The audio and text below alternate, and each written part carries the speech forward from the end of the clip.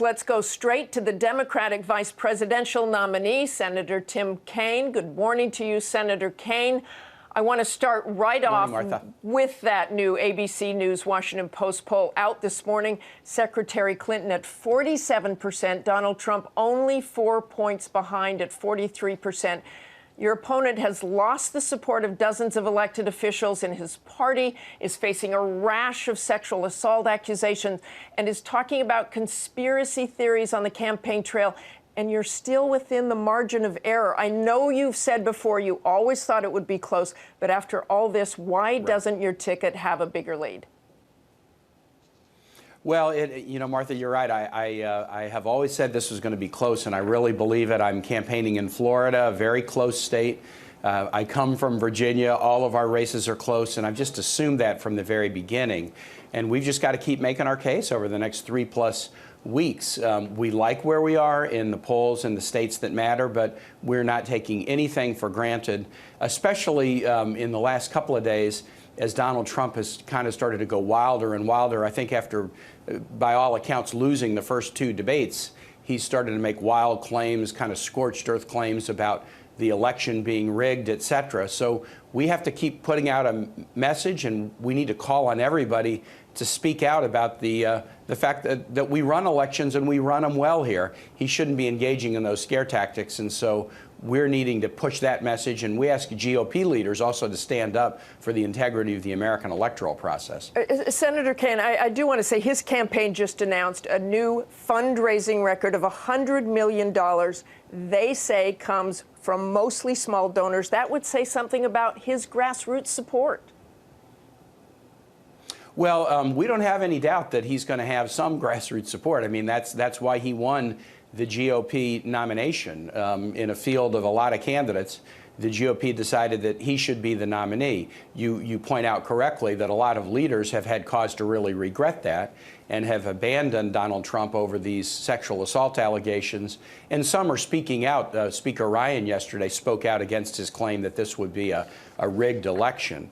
But he's got support, and so, if anybody looks at our schedules, they will know we're not taking anything for granted. We are really pushing very, very hard because, look, we've got a different vision for our country and policy than Donald Trump that we're really proud of. But also when somebody is saying that the election is rigged and questioning the integrity of our election, Hillary and I stand up for the integrity of our elections. Hillary and I stand against Russian efforts to meddle in American election. Now there's a lot of reasons, even beyond policy and vision for the country, why we have to do everything we can to make sure that the result is as clear as it can be come the evening of November 8th. Senator Kaine, you point out that the Trump campaign has said that the Clinton campaign is in collusion with the media, the election is rigged, and the women making accusations are all rigged and sent forth by the Clinton campaign or the media. Can you say unequivocally that the Clinton campaign had nothing to do with getting these women to come forward? Absolutely. These are folks who, frankly, saw Donald Trump look America in the face when you and Anderson Cooper were engaging in the debate last Sunday night. And when he was asked directly, listen, you're caught on tape saying the grossest stuff about the way you treat women. Did you actually act that way? And he didn't want to answer the question, but you kept pressing, and he eventually said, no, those were my words, but I didn't act that way toward women.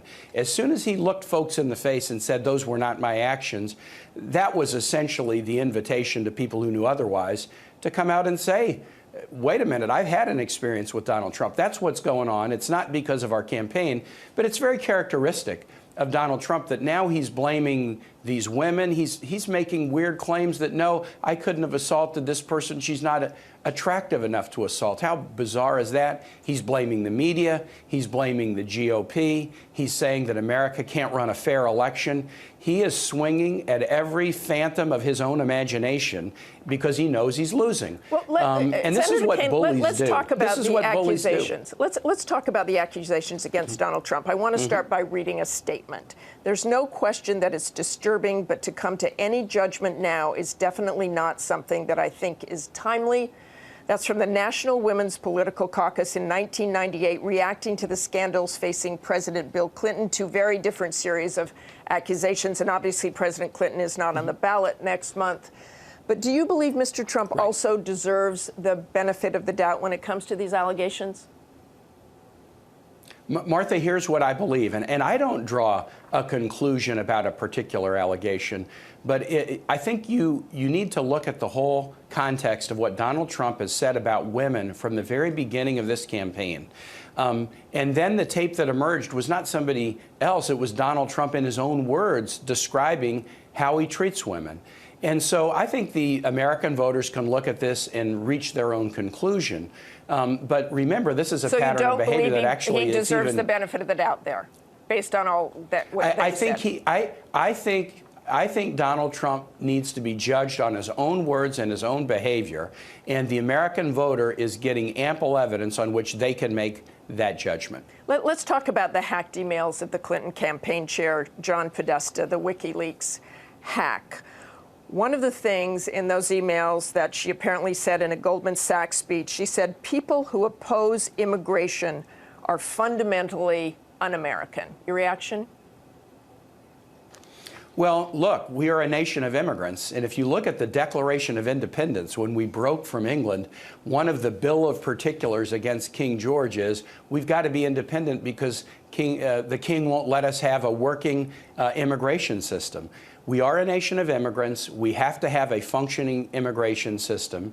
And for anybody whose family, probably came from somewhere else a few generations to go to say, okay, but now we're going to put up the drawbridge and not let anybody else in, I don't think that's in accord with the values of our nation. Now, we ought to have rules and regulations, and that's what Hillary and I want to do. So it's un-American? To say that there should be no immigration, yes, that is definitely contrary to the best values of our country that were laid out in the Declaration of Independence and since. I want to get to another email that shows Campaign Communications Director Jennifer Palmieri talking about Catholicism with a Democratic strategist who denounces what he calls the religion's severely backwards gender relations. She responds that some conservatives are only Catholic because they think it is the most socially acceptable political conservative religion. Many took offense to the perceived mockery of Catholicism.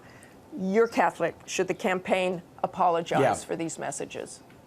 Well, Martha, let me first say this, and this is a really important thing.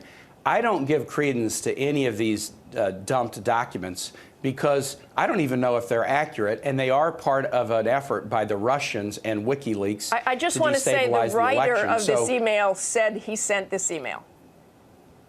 Yeah, but this is an important topic that everybody needs to know about these emails. One email has come up with my name in it, and it's completely inaccurate. Now, was it inaccurate because the sender didn't know what he or she was talking about? Was it inaccurate because it was doctored? I have no way of knowing.